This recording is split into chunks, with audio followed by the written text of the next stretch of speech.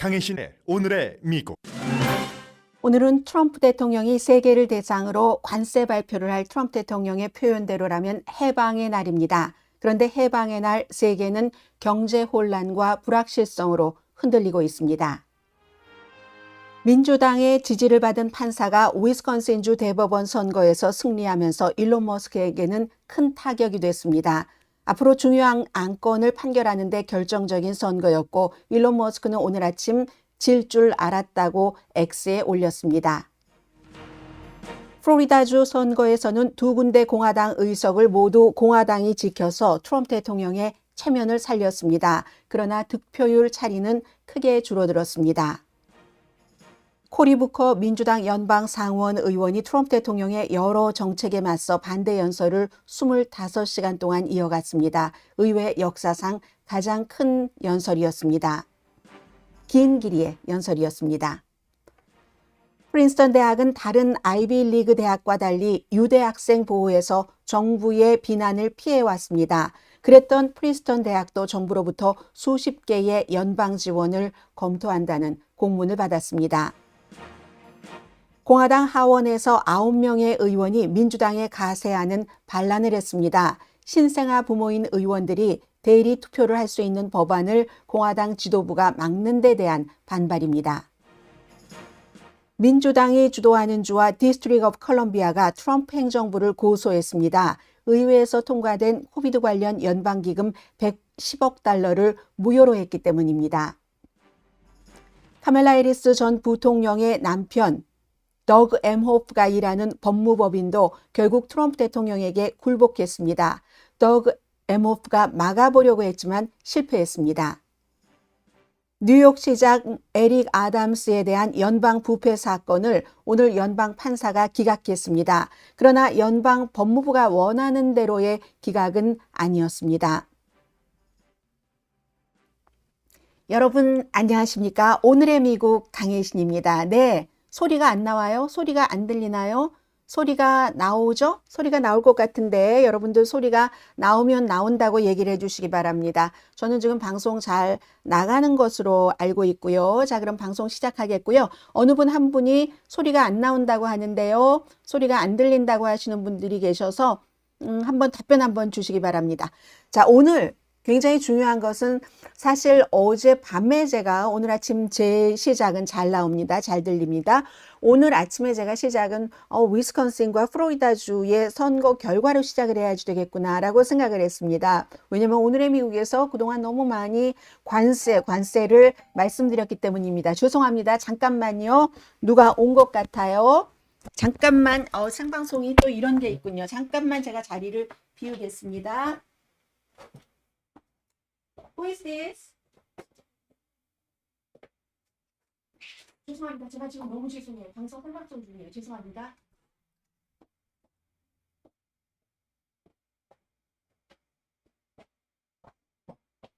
생방송이 또 이런 게 있네요. 여러분 생방송 도중에 이런 걸 보셨습니다. 어떻게 됐냐면요. 제가 이 중요한 내용을 얘기를 하다가 이렇게 방송을 이어가게 되네요. 아쿠아라이프를 쓰고 있습니다. 그런데 제가 회사 다닐 때 이제 회사를 그만둔 지가 3주일 정도 됐잖아요. 아쿠아라이프를 몇 년을 물을 날마다 새벽에 4시 조금 넘어서 출근을 해서 밤중에 집에 들어오면은 뭐 회사에서 저보고 그렇게 많이 일하라고 한 건 아니에요. 그런데 저는 생활 자체가 집에서도 일, 회사에서도 일이었기 때문에 회사가 더 책상 같은 것이 제가 일하기가 더 편하다고 생각이 됐고 또 회사에서 제가 일할 때 환경을 아주 좋게 만들어 주셨습니다. 그래서 그 좋은 환경에서 일을 하는데 그 환경을 회사에서 만들어 주신 환경을 제가 쓰는 게 그게 너무 당연한 예의라고 생각해서 회사에서 일을 많이 했거든요. 그러다 보니까 아쿠아라이프 정수기를 교체하는 시간을 마련을 못한 거예요. 너무너무 오랜 동안. 근데 얼마나 바보 같은 일이에요. 그러면 저는 물은 먹어야 되잖아요. 물을 많이 먹는 편은 아닙니다. 그런데 정수기가 다행히 냉장고와는 연결이 돼 있기 때문에 냉장고에 얼음이 얼면은 그 얼음을 녹여서 집에 있는 시간이 많지 않으니까 그래서 먹고 밥을 하는 것도 그 물로 하고 뭐 주말에 또 어머니가 해주시는 반찬 데워 먹고 뭐 이런 식으로 살았거든요.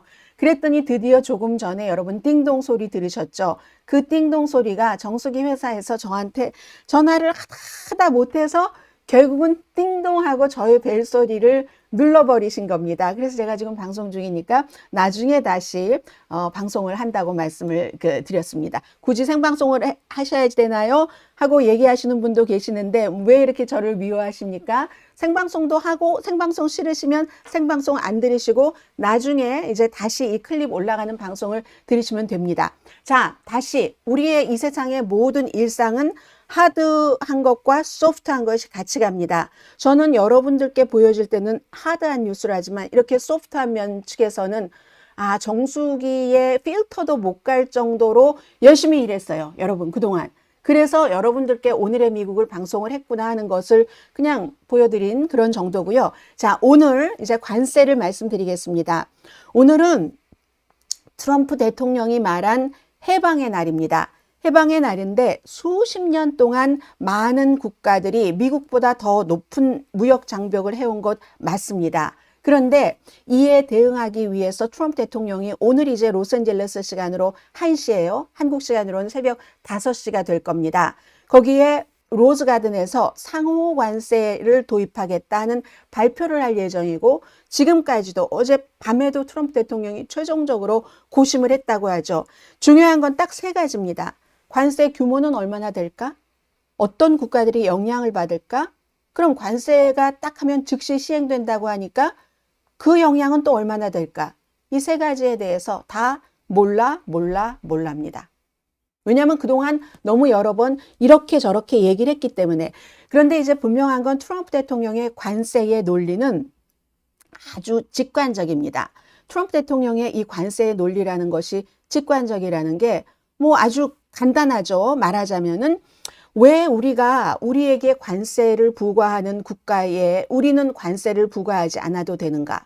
유럽연합이 미국 자동차에 대해서 미국이 유럽 자동차에 부과하는 관세보다 4배 높은 세금을 부과하는데 이건 공정하지 않다 하는 게 트럼프 대통령의 얘기입니다.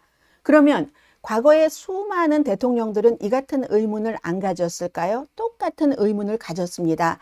그런데도 트럼프 대통령과는 다른 결론에 도달한 거죠. 왜냐하면 그렇게 똑같이 관세를 부과한다고 할 때 결국은 전문가들의 추정에 따르면 미국은 멕시코를 제외한 모든 다른 주요 경제국보다 글로벌 무역 전쟁에서 더 큰 손실을 볼 위험이 높다. 이렇게 계산을 한 겁니다. 지금 그래프를 하나 보여드리겠습니다. 오늘 그 뉴욕타임스가 정리를 해놓은 건데 만약에 이렇게 미국도 다른 나라와 마찬가지에 이제 뭐 추가로 이제 상호 관세 같은 것을 붙이고 나면은 그러면은 GDP가요. 멕시코가 제일 타격을 많이 받아요. 미국에 수출하는 물량이 워낙 많기 때문에 한 뭐 1.5% 정도 1.5% 더 되는 것 같군요. GDP에 타격을 받는 게. 그 다음이 미국입니다. 미국도 기본적으로 이것보다 더 타격을 받는다 하는 사람들도 있지만 0.67% 정도는 되는데요. 그 다음이 캐나다입니다. 오히려 미국이 더 타격을 받는다고 봐요. 캐나다가 0.6%, 그 다음 순위는 일본, 유럽연합, 인도, 크게 따져서 중국이 제일 타격을 덜 받습니다. 중국은 이미 뭐 관세가 부과된 것도 있고 하니까. 그래서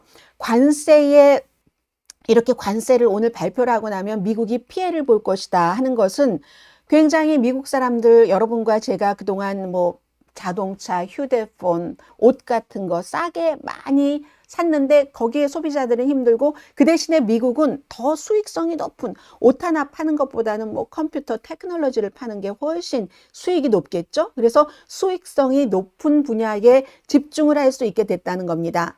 그리고 미국은 봉제 공장 하시는 분들 너무 잘 알고 계시죠. 다운타운 봉제 공장 다 죽었습니다. 거의. 물론 특별하게 살아계시는 분들도 계시지만 봉제 공장 짓는 것을 더 이상 필요로 하지 않습니다. 처음에 이제 뭐 중국, 베트남, 멕시코부터 시작했나요? 그러다가 뭐 지금 베트남으로 많이 가 있고 하잖아요. 그런 식으로. 대신에 미국은 그 사이에 컴퓨터와 의약품 같은 첨단 기술에 더 많은 투자를 했습니다. 이런 투자는 전통적인 제조업 일자리보다 더 이제 수입도 임금이 높겠죠? 그리고 그 임금이 높다는 것은 미국 사람들을 더 부유하게 만든다 하는 거죠. 이런 것들이 하나가 있었고, 또 하나는 오늘 이제 이 관세를 부과하면서 타격을 받을 것은 글로벌 시장 접근성입니다. 자유무역이라는 게, 개방된 그 무역이라는 게 미국처럼 비싼 물건을 팔 게 많은 나라는 모든 나라들에게 이렇게 첨단 그 기술 이런 것들을 고객이 많아지는 거죠. 클라이언트가, 커스터머가 많아지게 되고, 커스터머가 많아지면 기업이 돈을 벌고, 그럼 기업은 돈을 벌면 물론 이제 그 직원들 돈도 주지만 혁신 이런 데에 투자를 할 수가 있잖아요. 물론 그렇다고 모든 사람들이 이익을 얻는 건 아닙니다. 일부 제조업은 뭐 말씀드린 것처럼 중국, 멕시코, 베트남 이런 데, 말레이시아 요즘 거기까지 다 가죠. 그렇기 때문에 이러한 것을 할 때 새로운 환경에 적응을 하지 못한다면 그 기업은 힘든 것이고, 그리고 또 새로운 그 환경에 적응을 하도록 정부가 여러 가지 보조를 해줘야 되는 그런 부분들도 있겠죠. 누구나 다 해피할 수는 없습니다. 세계적으로나 한 국가적으로나. 어쨌든 무역 장벽으로 해서 트럼프 대통령이 얘기하는 것처럼 기존 일자리를 유지하면서도 더 많은 일자리를 만들어? 그러면 비용이 너무 많이 들죠. 소비자가 그 사이에 가격을 너무 많이 지불을 해야지 되고, 또 비효율적이고, 너희 잘하는 거 우리 잘하는 것 나눠서 하면 되는데, 그리고 나서 우리가 잘하는 산업시설에 투자를 하고, 그게 첨단 기술이고 미래의 산업이기도 하고요, 고부가가치 산업이기도 하고. 트럼프 스타일도 또 문제라고 얘기합니다. 왜냐하면 관세를 도입하고 철회하는 과정을 너무나 반복해서 바꾸기 때문에 시장에 혼란을 줍니다. 지금 주식시장 어떻게 되나요? 표치가 지금 다우지수 오늘은 뭐 비교적 괜찮게 올라가고 있네요. 현재로서는 행정부 외부에서는, 행정부 자체도 어제 밤까지 대통령이 일했다고 하니까 관세가 어떻게 적용될지 아무도 모릅니다. 이런 불확실성은 기업이 잘못된 투자를 내릴 결정이 있다는 거예요. 전쟁과 똑같습니다. 전쟁도 상대가 뭔가 잘못 파악하면 딱 붙을 수 있는 그런 것과 같은 지금 위험이 있다는 거고, 경제적인 효율성을 저하시킨다는 겁니다. 그러면 트럼프 대통령의 입장은 이렇습니다. 제조업 일자리를 회복한다. 단기적으로는 혼란이 있어도 장기적으로. 처음에는 단기적으로 혼란이 있다는 얘기를 안 했어요. 그러나 지금은 인정을 하는 겁니다. 자급자족. 비싸더라도 미국에서 만들어서 미국에서 쓰면은 뭐 일자리가 늘어나잖아. 이거 가치가 있는 일이야. 이렇게 얘기를 하고, 정부가 보조금을 활용하겠다. 특히 농업 같은데 트럼프 대통령에게 많이 투표를 하신 그런 분야잖아요. 그리고 관세로 우리 정부가 받는 그 어떤 늘어나는 돈이 소비자들이 지출하는 그 세금보다 더 크다. 이런 얘기를 합니다. 그리고 또 하나, 다른 국가들도 뭐 관세 장벽을 그럼 뭐 철회하면은 우리도 상호 관세 뭐 철회할 거야. 이런 얘기들도 하죠. 그러면 왜 많은 경제학자들이 이 같은 트럼프 대통령의 주장에 대해서 반대를 하겠습니까? 다 동의하지는 않습니다. 목표가 맞다고 동의하는 사람들도 많아요. 지금까지 많은 다른 대통령들도 우리가 조금 불공평한 것 같아 하는 얘기를 해왔으니까. 그런데 목표가 맞더라도 그걸 달성하려면 일관성이 있는 그런 그 추진력이 필요한데, 트럼프 대통령은 지금 여러 가지 모든 면에 있어서 일관성이 없기 때문에 기업들이요, 이런 트럼프 대통령이 관세 이렇게 한 것이 지속될 거야, 이렇게 생각을 해야지 국내에 투자를 하죠. 아니면 조금 있다가 트럼프 대통령이 이거 아무래도 협상용으로 쓰는 것 같아. 그러면 우리만 괜히 투자했다가 나중에 뭐 우리 물건이 미국에서 생산돼서 비싸면 안 살 건데 우린 그럼 어떻게 하라고. 이렇게 생각하는 사람들이 있잖아요. 기업인들이. 그리고 다른 국가들도 마찬가지죠. 아니, 미국하고 이렇게 하려고 트럼프 대통령이 또 영원한 것도 아닐 가능성도 높은데 우리가 또 관세를 철회해야지 돼? 이런 생각을, 이젠 더 이상 미국은 트럼프 대통령이 하는 여러 가지 정책은 reliable이라는 단어가 있잖아요. 의지할 만한, 믿을 만한, 신뢰할 만한 게 없다는, 여기까지는 이미 결론이 내려진 것 같습니다. 그럼 지금부터, 일단 내일부터는 이제 어떻게 되느냐. 많은 자동차, 자동차 부품에 관한 것도 또 내일부터 발표가 된다고 하니까 관세 다 이어지겠죠. 세부 사항은 부족하지만 대통령이 오늘 로즈가든에서 좀 발표를 할 것 같고요. 대통령이 말한 리버레이션이라는 이 해방은 당장 모두에게, 미국 사람들에게, 세계 다른 나라 사람들에게도 경제적인 부담을 줄 것이 너무나 분명합니다. 그래서 엊그제 이코노미스트에서 지적을 했죠. 관세는 경제적인 성장도 저하시키고 인플레이션, 물가 상승되고 불평등을 증가시킨다. 재정적인 문제를 일으킬 가능성이 아주 높다. 트럼프 대통령이 취임한 게 1월 20일인데 그 취임식에서 미국의 황금기가 지금 시작된다. 이렇게 얘기했을 때 비즈니스 세계는 그 말을 믿었습니다. 그리고 일부는 뭐 예전에 무슨 윌리엄 맥킨리 때처럼 부자들만, 그 측근들, 이런 사람들만 돈 버는 그런 황금기를 얘기하는 것 아니야? 라고 의심한 사람도 있지만 많은 비즈니스 업계에서 그의 말을 믿었는데, 그리고 세금도 낮춰준다고 하니까 규제도 완화해줬고 많은 부분. 그런데 지난 6주일 동안 그 같은 믿음이 조금 퇴색된 게 사실입니다. 관세를 부과한다고 했다가 안 한다고 했다, 모든 나라에게 한다고 했다가 일부 무슨 30, 15%에게만 한다고 했다가 그것도 10%, 20% 또 국가마다 다르다고 했다가 일괄이라고 했다가, 이 같은 제일 중요한 것은 불확실성이라는 것이 경제에 상당한 혼란을 끼치기 때문에 일단은 적어도, 그리고 오늘 발표가 되고 당장 시행이 되지만 그렇다고 해서 그게 또 끝도 아닙니다. 트럼프 대통령 거래의 딜, 협상의 딜, 이런 것들이 있잖아요. 본인이 이제 그 분야에서 천재라고, 지니어스라고 얘기를 하니까 앞으로 몇 주일 동안은 엄청나게 복잡한 일들이 이루어질 것이다. 이게 이제 해방의 날, 관세의 날에 대한 전반적인 그림입니다.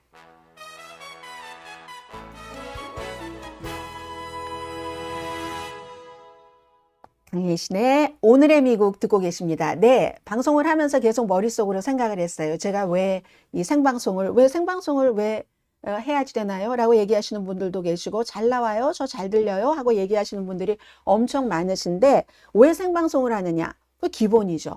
방송은요, 제가 만약에 녹화를 했다가 다시 나중에 동영상으로 여러분들께 들려드리면 시간 차이가 있습니다. 아무리 제가 뭘 빨리 해도요, 저는 거의 편집 같은 건 안 하거든요. 자르고 하는 건 없는데, 그게 업로드 되고 어디에다가 자막을 붙이고 이게 제목이라도 이런 과정이 몇 시간 들어갑니다. 그럼 그 몇 시간 뒤는 뉴스가 이미 사실은 사장된 뉴스예요. 제가 회사를 다닐 때는 할 수 없이 그럴 수밖에 없었습니다. 회사에서 생방송을 하고 그 클립을 가지고 나중에 다시 동영상에다 올렸는데, 회사를 다니지 않는 이상은 제가 구태여 몇 시간을 지연할 필요가 없죠. 이렇게 생방송을 해서 생방송으로 보실 분들은 생방송으로 보시고, 그리고 나중에 시간이 편리하셨던 분들은 나중에 또 동영상 메뉴에서 찾아서 보시면 되는 겁니다. 이중으로 저는 좋다고 생각이 됩니다. 그래서 앞으로도 계속 생방송은 할 것이고요. 약간 불편한 점이 있으시다 하더라도 나중에 또 이제 찬찬히 보시면 되니까.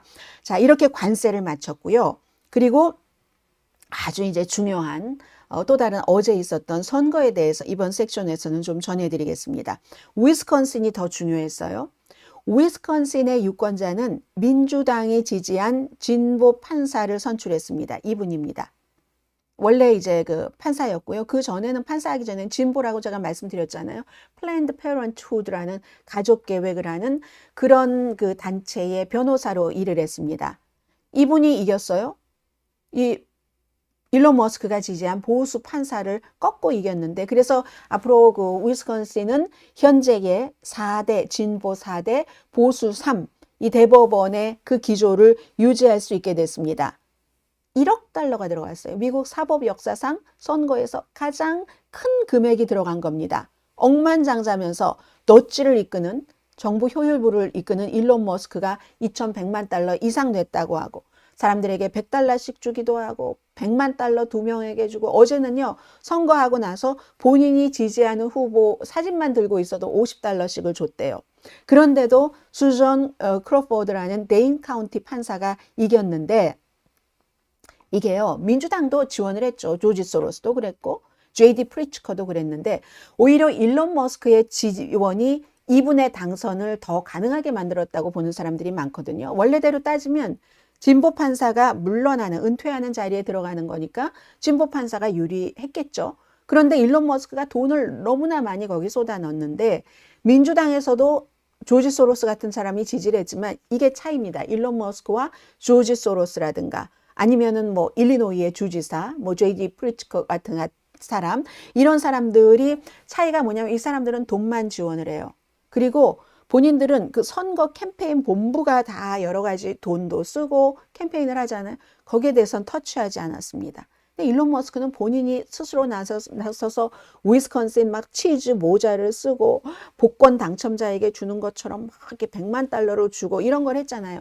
이런 게 오히려 위스콘신 주민들에게는 좀 약간 거부감 같은 것들을 많이 느꼈다고 하거든요. 그리고 그러면 아니 펜실베니아에선 성공했잖아. 그때도 그렇게 막 경품식으로 돈 주고 있는데 그때는 그냥 트럼프 대통령이 펜실베니아주에서 이 암살 미수 사건이 있은 뒤에 이 일론 머스크가 플로리다주의 론 디센티스 주지사에서 트럼프 쪽으로 갈아탄 거잖아요. 그때 갈아탄 거예요. 갈아탄 지 불과 얼마 되지 않습니다. 1년도 채 되지 않습니다. 그랬기 때문에 그때는 트럼프가 대통령도 아니었고 그리고 일론 머스크도 정부 효율부라는 너지를 이끌으면서 막 전기톱 들고 다니면서 여기저기 사람들 삭감하는 그런 위치가 아니었습니다. 지금과 그땐 다르죠. 그래서 일론 머스크의 이 같은 막 앞장서서 뭔가를 하는 것이 위스콘신 주민들의 반발을 일으켰다. 이런 얘기들이 조금 많고요. 그래서 일론 머스크의 정치적인 영향력은 여기서 시험대에 올라서 안 된 거죠. 전례 없는 유권자들이 참여를 했답니다. 심지어요, 밀워키에서는 위스콘신에 살고 계신 분들도 계시죠. 투표용지가 부족했다고 하네요. 이것은 일론 머스크에게만 타격인 게 아니라 트럼프 대통령에게도 타격이죠. 1% 미만 차이로 스윙 스테이트 위스콘신에서 이겼습니다. 그런데 지금 이런 일이 나왔으니까 앞으로 모든 일들이 다 주 대법원으로 가죠. 낙태에 관해서 노동자의 권리, 위스콘신이 워낙에 그 노동 이런 게 강하니까요. 또 뭐 선거할 때 뭐 투표권 이 부분은 이 진보 이 그 판사는 그 이제 당연히 반대하죠. 근데 어제 또 다른 선거에서는 의무적으로 이 신분증을 딱 제시해야 되는 이런 것들도 통과됐다고 해요. 그리고 의회의 하원의 의석을 뭐 이렇게 분포하는 이런 것들도 굉장히 중요하고 무엇보다도 2028년도 차기 대통령 선거에도 영향을 미칠 수 있고요. 어쨌든 그래서 이 지금 이제 그 수잔 크로포드 대법관 그 위스콘신주의 당선자가 우리 민주주의와 공정한 선거, 굉장히 일론 머스크의 그 선거하는 캠페인을 비난을 많이 했었거든요. 대법원을 지키기 위해서 전례 없는 공격에 맞섰다 해서 이런 걸 이렇게 보면은 어느 정도까지는 선거에서 아주 그 완전히 황금률 불문율이에요. 어느 정도까지는 영향을 미칩니다. 예를 들어서 뭐 예비선거라든가 이런 식으로. 그러나 끝까지 선거의 끝까지 100%를 다 돈으로만 이길 수는 없습니다. 오늘 아침에요. 일론 머스크가 뭐라고 얘기를 했냐면 X에 이렇게 말했습니다. 본인이 나는 질 줄 알았다고 얘기를 하죠. Expected to lose. 그렇지만 뭔가 포지셔닝을 얻기 위해서 어떤 피스 같은 것을 지는 것은 그렇게 할 만한 가치가 있는 거야. 일론 머스크. 그러니까 어느 정도 그래도 뭐 보수가 뭐 이렇게 했다 뭐 이런 것을 말하고 싶은 거겠죠. 아무튼 이렇게 해서 위스콘신에서 일론 머스크 패배하고 트럼프도 졌습니다. 그리고 플로리다주의 선거는 이건 사실은 예상을 다 했었던 것처럼 일찍은 맷 게이츠라는 처음에 이제 법무장관 지명됐다가 지금은 뭐 아주 극우파 무슨 잘 알려지지 않은 매체에서 주말에 뭐 프로그램을 진행하고 있는데 그 지역구는 당연히 이겼고요. 그리고 또 육지구는 마이크 월츠라는 지금 그 국가안보보좌관 자리잖아요. 두 군데에서 다 이 공화당이 승리를 했습니다. 승리를 하긴 했는데 이게 지난번에는 두 군데 지역에서 다 30% 이상씩 승리를 했거든요. 트럼프 대통령도 역시 마찬가지로 이 두 군데 지역이 플로리다주에서도 가장 보수적인 지역이랍니다. 그래서 그랬는데 이번에는 전체적으로 보니까 한 15% 정도의 득표율 차이였던 것 같아요. 그럼 이건 이 민주당에서 많이 그것도 선전을 한 거고요. 그러나 여기서 좋은 것은 지금 의회 연방 하원 의원이 435석입니다. 그 가운데서 2석이 지금 특별 선거를 치러서 한 사람 저렇게 해서 빠져나갔고 본인이 법무장관 하기 어려우니까 법무장관 될 줄 알고 사실은 사임부터 했어요. 그런데 그냥 지명을 철회해 버렸으니까 맥 게이츠 자리와 마이크 월츠 이 두 자리가 추가가 돼서 여당인 공화당이 220석, 야당인 민주당이 213석, 7표 지금 차입니다. 아무튼 이렇게 돼 있고요. 그 밖에는 마이크 월츠 이 국가안보보좌관이요. 이 시그널 게이트, 예멘의 후티 반격을 공격하는 그 모든 작전을 시그널이라는 앱에서 공유를 하고 기자를 실수로 초대하고 이 문제뿐만이 아니라 많은 중요한 그 공무를 구글 지메일로 다 처리를 했다. 지금 이런 얘기가 나오고 사실은 그전에는요. 여러분들 벤모 쓰시죠? 저도 벤모 쓰는데요. 돈거래하기 쉽잖아요. 특히 젊은 사람들과 돈 딱 주면서 이거 용돈이야 조카 뭐 이러면서 주문은 이제 되는 그 벤모에 보면은 벤모 저는 비공개로 하거든요. 근데 벤모 제가 한 2번쯤 말씀드린 것 같아요. 여러분들께 비공개로 하십시오. 젊은 사람들도 이 공개로 해놓고 하는 사람들이 있더라고요. 근데 이 비공개로 안 했어요. 이 사람이 국가안보보좌관이 비공개로 안 해서 보니까 리스트를 보니까 이 시그널 게이트 이후에 나온 얘기예요. 리스트를 보니까 왜 그렇게 기자들이 많아요? 박스에서 커멘테이터로 일을 했었으니까 이 사람 기자들이 너무 많고 그럼 그 기자들과 뭐 돈거래가 있었는지 없었는지 모르지만 돈거래를 하기 위한 그 프렌드가 거기에 작성이 돼 있는 것이기도 하고 그래서 그런 문제들도 있다는 건 말씀드리고요. 어제부터 오늘 엄청나게 많은 사람들이 요즘 그 연방 공무원이셨던 분들이 어떤 경우는 어제 그제 사이에 한 그 연방보건국에서 질병통제국, 식품의약국, 보건연구소에서 많은 사람들이 해고됐잖아요. 어떤 사람은 모르고 이렇게 출근을 하면은 그러면은 들어가질 못하게 막는 거예요. 앞에서. 아니 왜 하면 이메일로 뭐 한 줄 정도로 해고 통지서를 보냈는데 아마 이메일을 안 받다던가 그런 거겠죠. 그래서 아니 이게 이럴 수가 있는가? 내가 이 회사를 몇 년을 다녔는데 뭐 보건복지부가 됐건 식품의약국이 됐든 몇 년을 다녔는데 뭐 이렇게 얘기를 해서 나중에 막 항의를 하니까 개인 소지품은 챙겨나갈 수 있도록 뭐 허가증 같은 걸 발급을 했다던가요. 아니 그런 일들도 있고 더 중요한 건 이런 질병통제국, 식품의약국 같은 데서 지금 조류독감 대응책을 마련하기 위한 의사들이 무척 많았답니다. 지금도 있겠죠. 그리고 과학자들도. 그런 많은 의사들과 과학자들, 고위층, 시니어 닥터들 이런 사람들이 많이 그 해고됐다 하는 얘기들도 있고요. 그리고는 이제 또 뭐가 있나요? 뭐 그 밖에도 많은 행정적인 문제가 있는데 이번 섹션에 여기까지만 하나만 더 하고 마무리를 하죠. 그러니까 뭐 이런저런 문제들이 지금 너무 그 많은 거예요. 그리고 심지어 이제 해고된 사람을 위험하니까 그 사람을 해고됐을 때 국가나 여러 가지 일을 하기가 위험하니까 재고용을 했어요. 재고용해서 뭐 본인이 일하던 데 가보니까 여기 뭐 화장실 휴지도 없어. 무슨 너무너무 더러워 해서 그런 청소까지 다 해야 된대요. 그리고는 업무는 많은 사람들이 해고가 됐으니까 예전보다 훨씬 많아졌죠. 그렇기 때문에 이것을 보면 사람들이 지금 예전에 일론 머스크가 트위터에서 사람들을 그렇게 해고했었을 때 일어났었던 일 있잖아요. 그런 일들이 일어나는구나 하는 그런 것을 볼 수가 있고 그리고 이제 저는 어제 사실은 방송할 때 코리 부커 연방 상원 의원이 어떤 긴 시간 연설하는 걸 끝냈는 줄 알았거든요. 나중에 보니까 계속 했어요. 그래서 역사상 최장 연설인데 이 연설이 2가지에서 주목되는데 한 가지는 특별한 안건에 대해서 이걸 의사진행 방해를 하려는 필리버스터가 아니었던 겁니다. 코리 부커가 요즘 많은 사람들이 얘기를 하고 있어요. 공화당이 물론 내가 공화당의 이민이라든가 이런 이슈에 대해서 동조를 하는 것도 있지만 그러나 절차라든가 그런 뭔가가 너무너무 삐걱거려. 이게 가만히 보니까 시간이 지나면서 보니까 내 가족, 내 친구들한테도 오고 내 생활도 불편해질 것 같으네. 사람들이 이제 이런 인식을 하기 시작하죠. 그런 인식을 하는데도 민주당이 아무 일도 할 수가 없는 거예요. 다만 이런 비난만 듣는 거죠.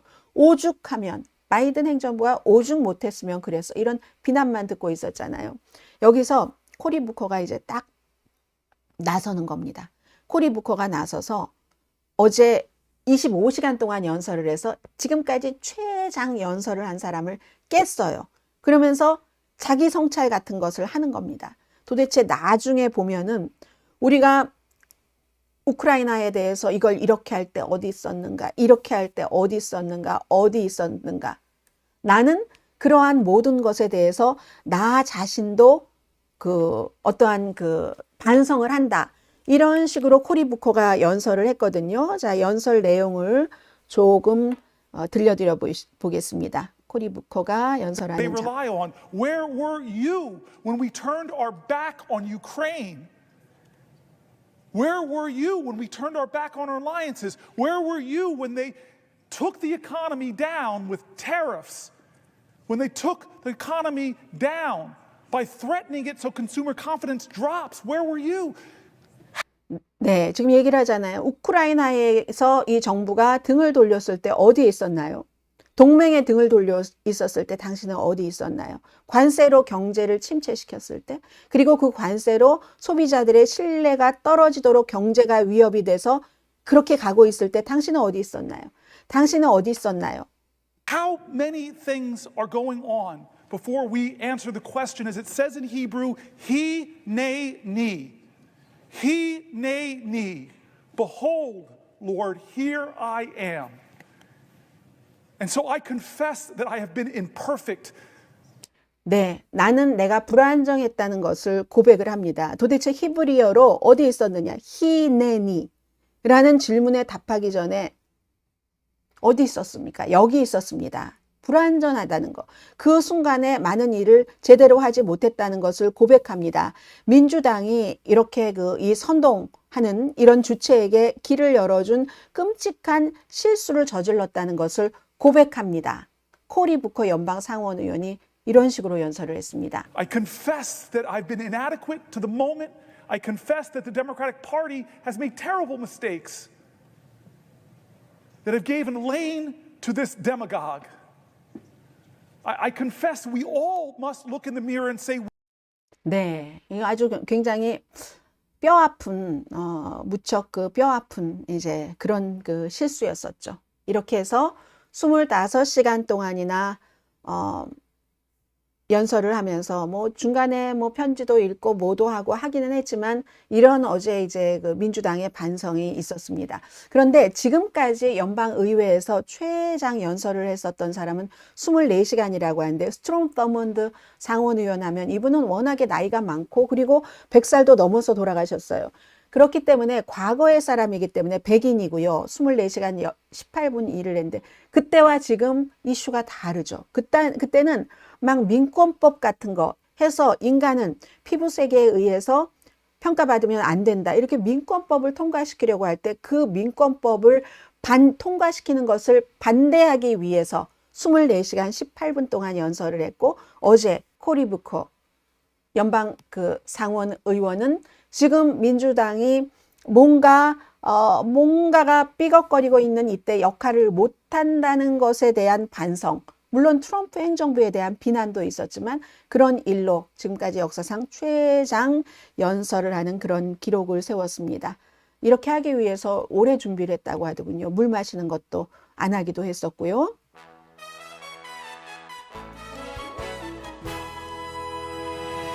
네, 강혜신의 오늘의 미국 듣고 계십니다.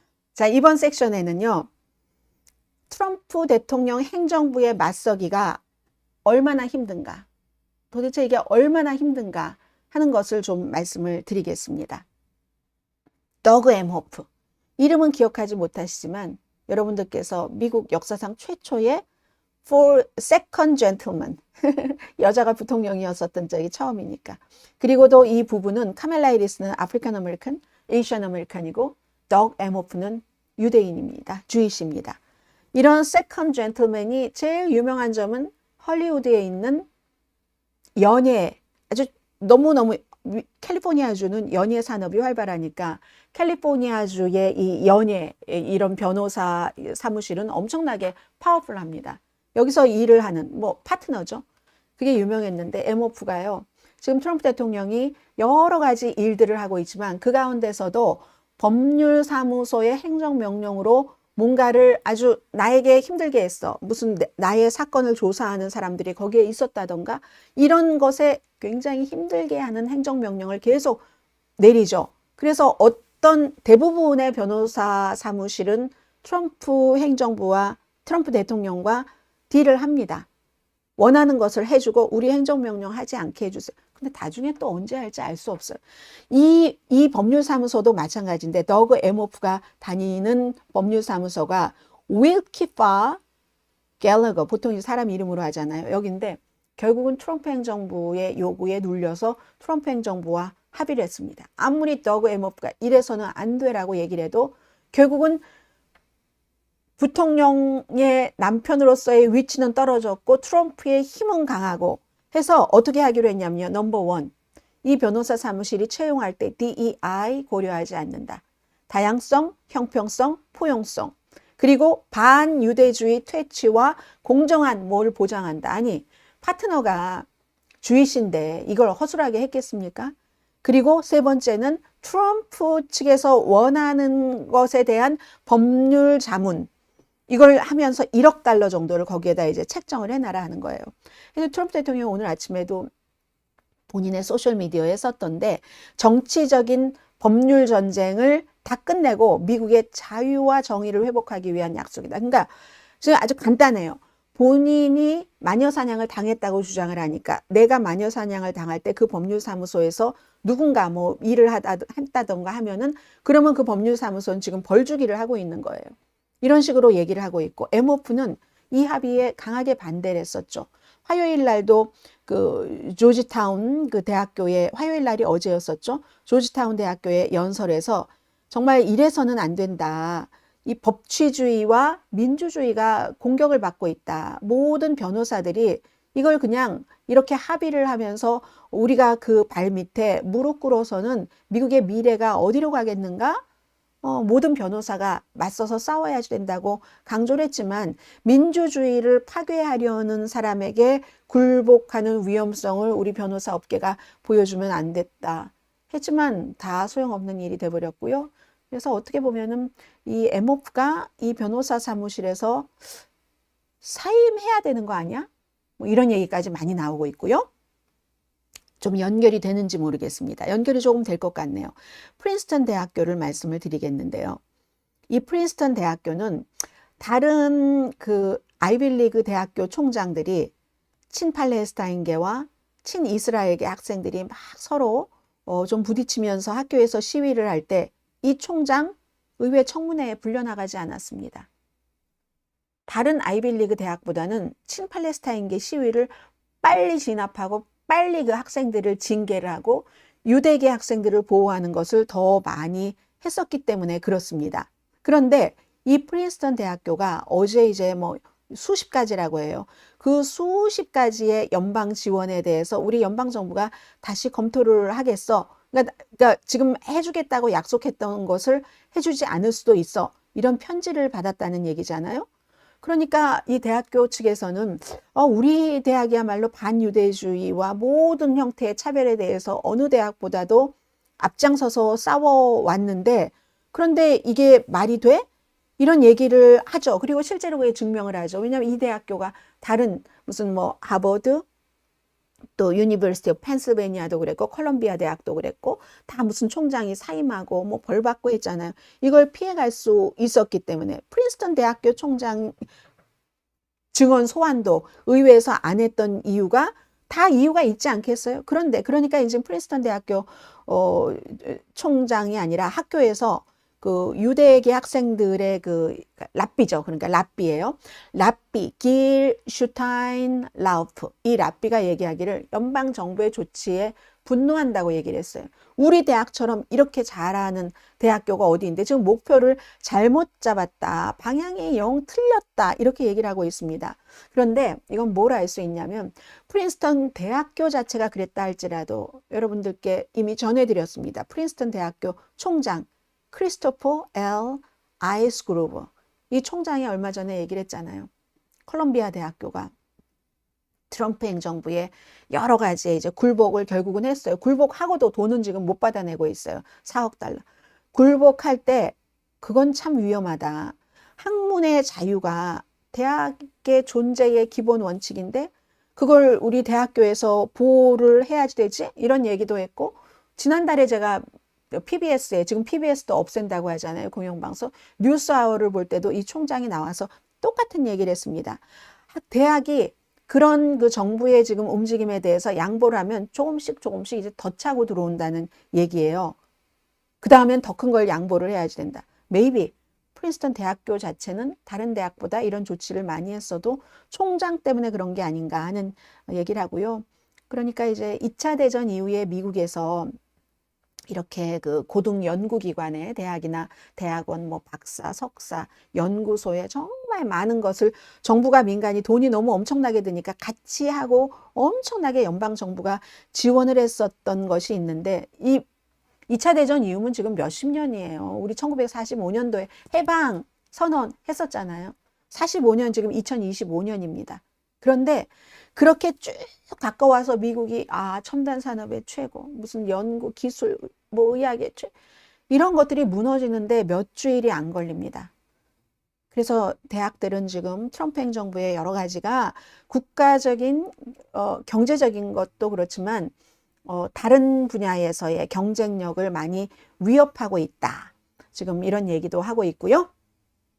자, 그리고 뒷부분에 뭐가 많이 있으니까 한 두 가지 정도 간단하게 이 섹션에 정리를 하겠습니다. 참 이건 드문 일이네요. 공화당 하원에서 9명의 반란자가 나와서요. 하원 의장이 너무 화가 났어요. 이 마이크 존슨 하원 의장이 이번 주에 아무런 투표 안 해. 이렇게 선언을 해버렸거든요. 뭐냐면은 그러니까 하원 의원들도 다 부모이고 여자고 남자고 누군가의 가족이고 이런 거잖아요.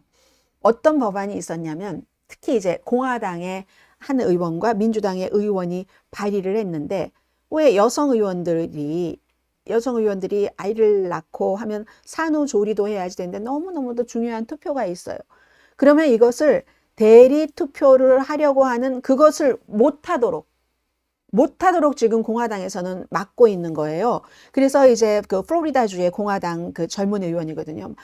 취임 선서할 때도 아이 안고 이렇게 선서했는 에나 폴리나 루나라는 이런 의원이 민주당의 의원과 같이 이걸 발의를 했는데 공화당 의원들이 이거를 안 된다고 하니까 그러니까 아예 프리덤 코커스에 등록되어 있는 의원이니까 얼마나 강성이에요. 프리덤 코커스는 모든 걸 다 뒤엎고 새로 시작하지 않은 지금 트럼프 대통령이 매입이 하고 있는 일들과 뭐 연관이 있다고도 볼 수 있겠죠. 프리덤 코커스까지 탈퇴하면서 했는데 여기에 공화당 의원들이 9명이나 이제 민주당 의원들이 이걸 원하는 거예요. 왜냐하면 요즘에 의회도 변하니까.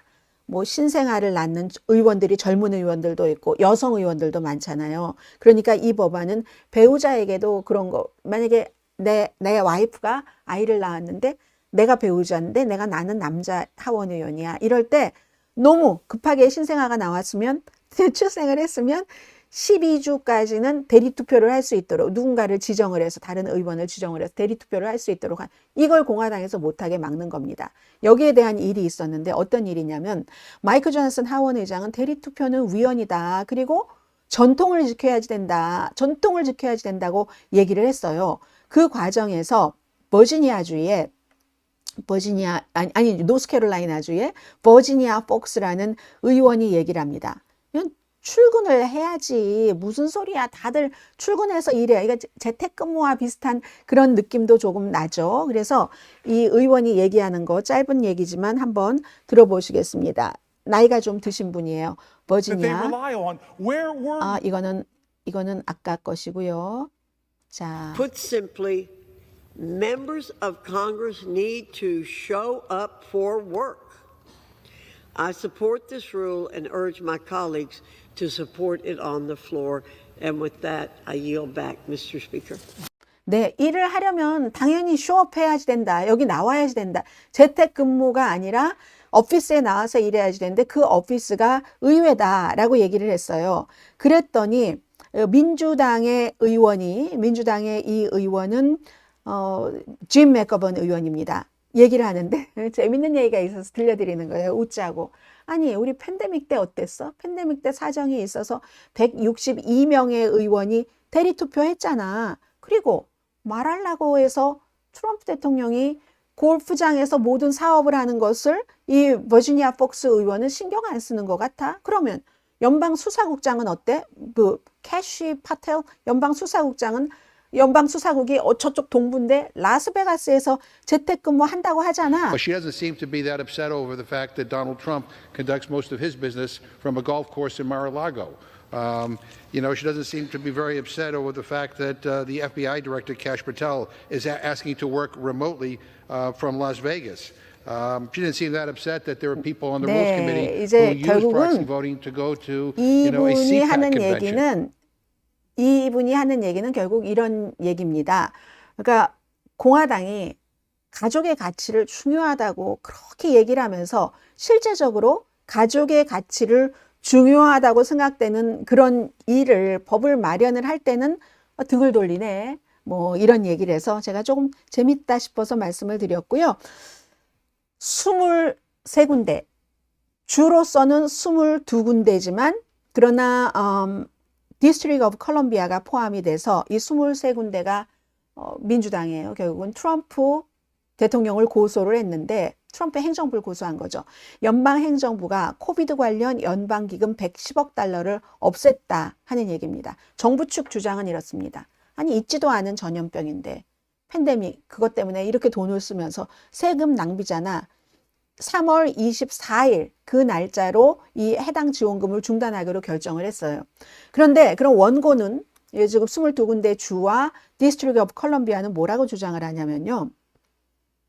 의회가 이미 기금을 허락을 했는데 팬데믹이 아직도 얼마 전에도 USA 투데이 보니까 일면에 크게 실렸던데요. 팬데믹으로 사망하는 사람들도 있고 그것뿐만이 아니라 이미 책정이 됐고 배당이 됐던 그런 돈이기 때문에 코비드 19뿐만이 아니라 이후에 그 관련 공중보건 위협에 대비하도록 이걸 원래 승인할 때부터 그런 목적으로 승인을 했고 다양한 공중 프로그램에 사용될 수 있도록 해서 지금 그렇게 하고 있는데 이걸 의회에서 다 승인해 놓은 것을 갑자기 그렇게 없애버리느냐. 초기에는 코비드 19 바이러스 검사, 예방접종, 그리고 뭐 아주 위험한 그런 나이가 많이 드신 분이라든가 임산부라든가 어린아이들이라든가 그런 사람들에 대한 여러 가지를 좀 보조를 하는 것으로 썼지만 지금 다른 것으로 이미 쓰고 있고 그리고 무엇보다도 의회에서 승인을 해놓은 것을 아무런 그런 의논이나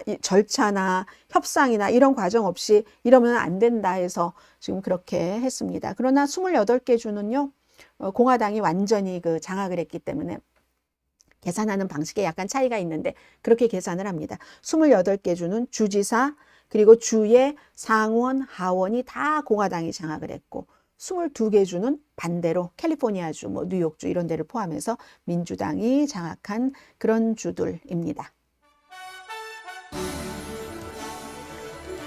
자, 오늘 이제 동시 접촉하시는 분이 가장 많으신 것 같고요. 150살이 넘는 유권자들이 나온 건 어떻게 보세요? 보미 선생님이 지금 알고 계시는 얘기가 다 가짜 뉴스입니다. 가짜 뉴스를 지금 선거가 끝나고 얼만큼 세월이 흘렀는데도 믿고 계시다면 보미 선생님은 지금 보미 선생님이 살고 계시는 그 뉴스의 테두리에서 빨리 벗어나와야지 되는 게 맞습니다. 자, 그리고 또 보미 선생님이 계속 써주고 계신데 지역 유권자 수보다 개표용지가 더 많이 나오는 건 어떻게 보십니까? 보미 선생님이 그 지역에 지금 말씀하시는 지역의 선거 개표 요원이었습니까? 선거 개표 관리자였습니까? 아니잖아요. 지금 미국의 선거는 연방이 관리하는 게 있고 주가 관리하는 게 있는데 주가 관리하는 게 맞죠. 유권자들이 다 주에 있으니까. 그러면 그 선거 관리국에는 민주당만 있는 게 아닙니다. 공화당도 있고 민주당도 있고 무당파도 있어서 그 사람들이 다 모든 일에 인구가 3억 3천만 명이나 되는 국가에서 어떠한 일에 하나의 한 점 5점이 없겠습니까? 가정에도 5점 투성인데요. 그런데 그런 일이 있지만 그렇게 보미 선생님께서 생각하시는 것처럼 시스템적인 부정선거 이런 일들은 절대로 없습니다. 절대로 없기 때문에 그 같은 그 부정선거에서 그 폭 빠져 있는 것에서 나오시기 바랍니다. 김영 선생님이 얘기를 해주고 계시네요. 아, 미국 아니고 한국이에요 라고 얘기를 하시네. 한국도 마찬가지예요. 한국은 미국보다 더 철저하게, 왜냐하면 인구가 작고 유권자 숫자가 작기 때문에 한국은 더 철저하게 선거관리위원회 같은 데서 수없이 점검을 하고 송개표를 몇 번을 했어요. 그러니까 보미 선생님이 믿고 계신 그 부정선거, 그 주장에서 그쪽 뉴스 사이트에서 보미 선생님은 나오셔야지 된다고 추천드립니다. 자, 오늘요. 마지막 섹션인데 마지막 섹션에서 뉴욕시장의 에릭 아담스에 대한 연방 부패 사건을 연방 판사가 오늘 기각했다.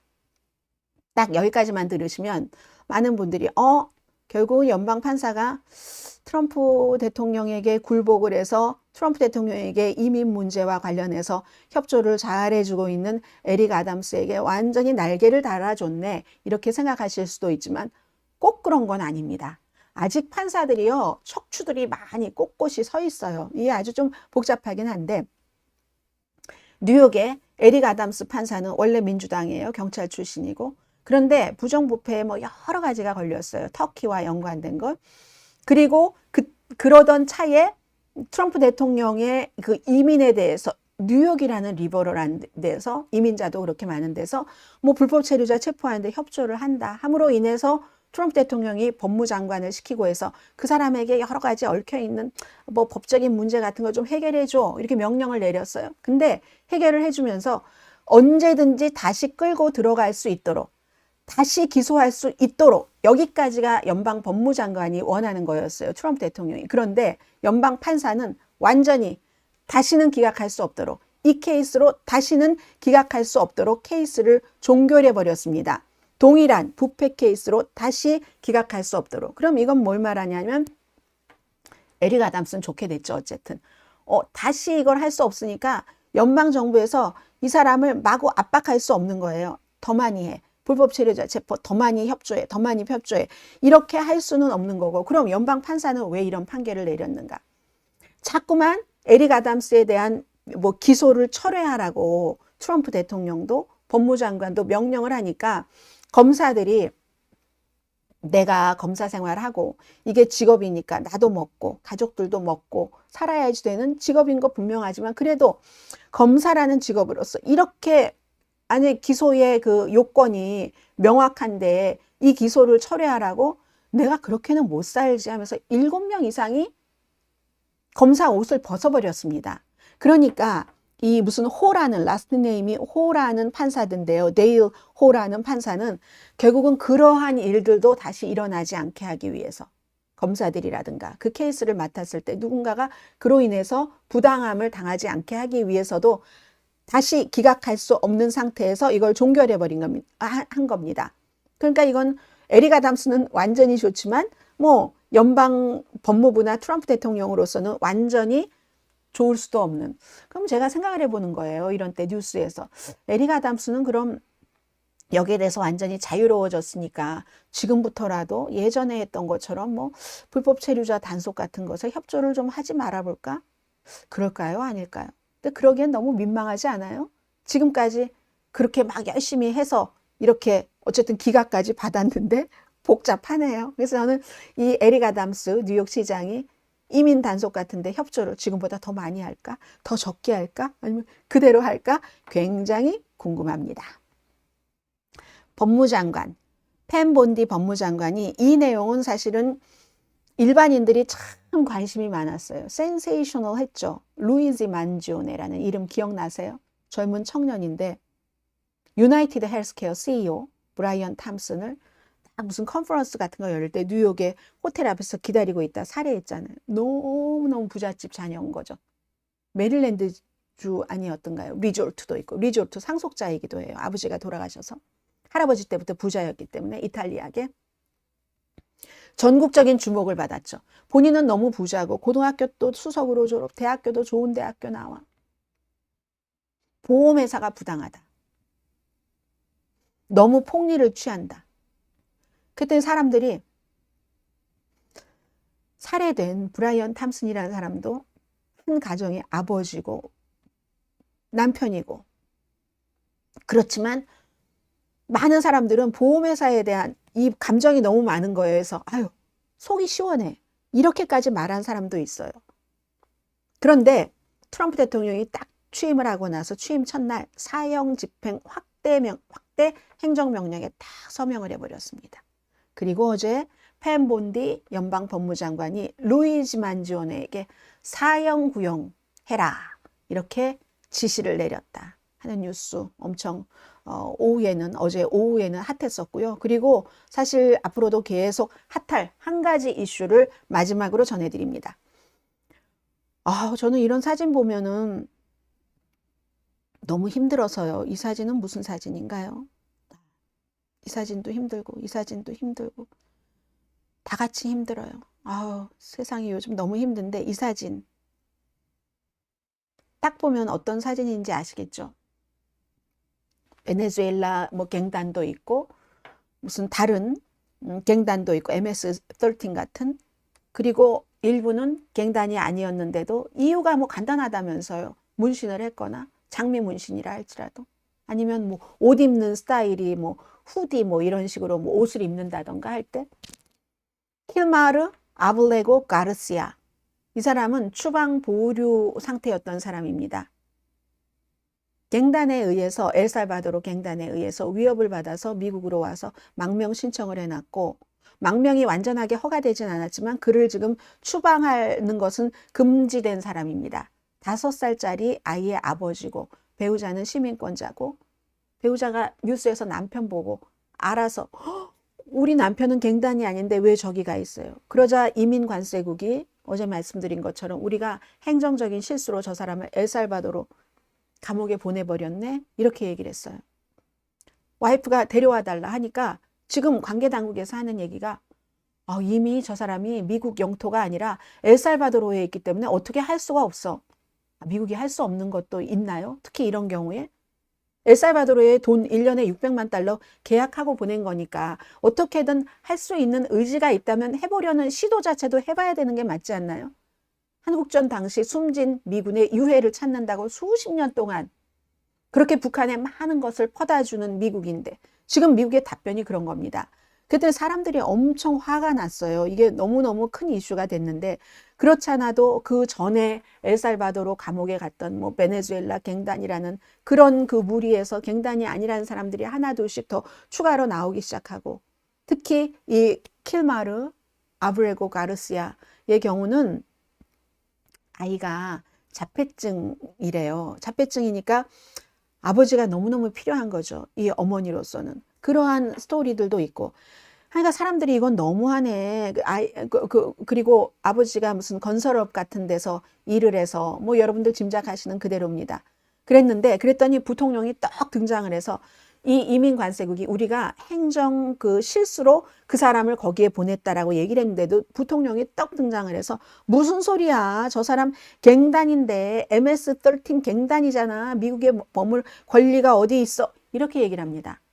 증거를 제시하지 않고. 그랬더니 다른 사람들이 반박을 해요. 이제 계속 X로 오고 가고 하는데, 부통령이라는 사람이, J.D. 벤스 부통령이 거짓말을 지금 너무 많이 하는 거예요. 저 사람이 누구를 홈디포에서 뭐를 어떻게 했고 이런 적은 있습니다. 이 사람은 엘살바도르에서건 미국에서건 지금까지는 범죄 기록이 하나도 없는데, 예를 들어 홈디포에 건축 분야에서 일한다고 했잖아요. 일하려고 친구들이랑 같이 서 있는데 그냥 갑자기 누군가가 와서 체포해 가서 다른 두 사람한테 이 사람이 갱단이라고 증언하라고 해라 하니까 어떤 사람은 안 하고 어떤 사람은 뉴욕에서 제가 갱단이었어요, 이렇게 증언을 했는데 뉴욕에는 가본 적도 없는 거예요, 이 사람이. 그런 식으로 다 가짜. 그런데 그 경찰들도 가짜로 뭔가의 보고서를 쓰고 하는 것들도 있을 수 있겠죠. 무슨 이유에서든지. 그런 케이스인데, 그래서 아무것도 엘살바도르에서도 미국에서도 범죄 기록이 없는데 이 부통령은 MS-13 갱단이 아닌데도 갱단이라고 지금 계속 얘기를 하고 있습니다. 그러니까 이제 이런 일들이 많아지니까 어떤 내용들이 생기냐면, 조 로건이라고 여러분들 아시죠? 트럼프 대통령을 이번에 대통령을 만드는데 엄청난 영향력을 미친 사람입니다. 조 로건이 팟캐스터로서 막 많이 볼 때는 트럼프 대통령 그 인터뷰는 5천만 번보다도 더 봤어요. 서브스크라이버가 세계에서 제일 많은 사람이니까. 지금 트럼프 행정부에 트럼프 대통령이 거기에 인터뷰를 하고 나서 젊은 남자들 표를 확 끌어갔고요. 팟캐스트, 조 로건 그 익스피리언스라는 팟캐스트에서 트럼프 행정부의 이민 정책, 특히 무고한 사람들이 갱단과 연루되었다는 이유로 잘못 추방하는 거, 이거 너무 끔찍하다고 얘기를 했어요. 행정부가 더 신중하게 지금 행동을 해야지 된다. 이런 문제들이 있고, 그리고 이제 영국계 감비아 학생 모모두탈이라는 학생도 어느 학교에서 컬럼비아 대학교였던가요? 아프리카 연구를 하는 박사 과정이었어요. 이중 국적이에요. 영국 국적과 감비아 국적. 아프리칸 아메리칸 블랙이죠. 특히 연구하는 게 아프리카 사람들의 디아스포라. 디아스포라 하면 미국에서 지금 이 방송을 보고 계신 분들은 우리도 어떠한 이유에서든지 한국을 떠나서 미국에서 살고 있잖아요. 경제적인 추구도 있고, 어떤 사람은 아프리카인들처럼 본인이 원하지는 않았는데 강제의 이주를 당한 경우도 있고, 이런 것을 이제 연구하던 박사 학생이었는데 친팔레스타인 시위를 했다는 것으로, 컬럼비아가 아니고 코넬 대학교네요. 코넬 대학교에서 결국은 이민관세국이 집으로 쳐들어왔어요. 당신 비자 무효야. 이렇게 된 거죠. 미국을 떠날 수밖에 없었습니다.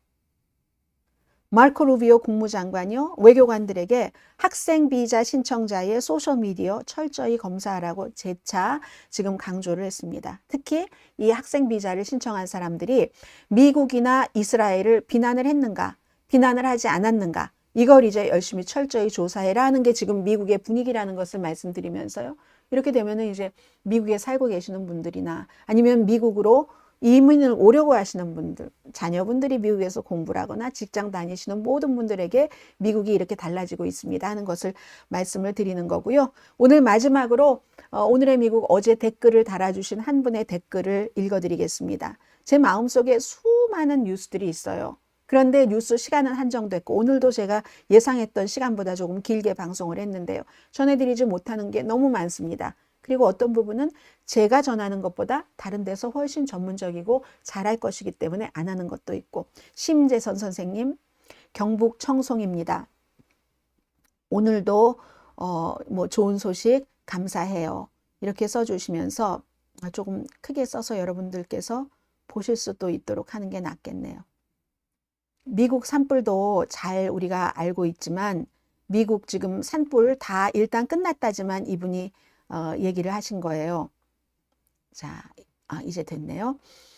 지금 방송과 조금 방향이 다르지만 괜찮습니다. 그래도 이 댓글이 전해지겠죠. 지금 많은 분들이 마을회관 체육관에 모여 합숙을 하고 있어요. 지난해 미국에서 임대해서 산불 진화하던 시눅 대형 헬기 6대가 올해는 보이지 않았어요. 어떤 분이 비용을 핑계로 임대 비용을 삭감했거든요. 한국에서 사용하는 러시아 산불 진화 헬기 약 100대 중 약 20여 대는 부품이 없어서 서 있고, 주민들은 강풍에 대형 헬기로 물 뿌리는 장면을 기억하는데 올해는 보이지 않아 원망이 많습니다. 온 마을이 경북 청송 다 불타버렸어요. 작은 청송 시골 마을에 전소된 농가가 1200 농가가 넘거든요. 창고, 농기계 다 불타고 30명이 돌아가셨습니다. 사과밭 전소가 약 3,500헥타르가 넘습니다. 세계에서 정말 많은 일들이 있습니다. 그리고 오늘 로스앤젤레스 시간으로 오후 1시에 트럼프 대통령이 관세에 대해서 발표를 하기 때문에 저는 아마 오늘 오후에 또 한 번 라이브 방송을 할지도 모르겠습니다. 오늘의 미국, 강혜신이었습니다.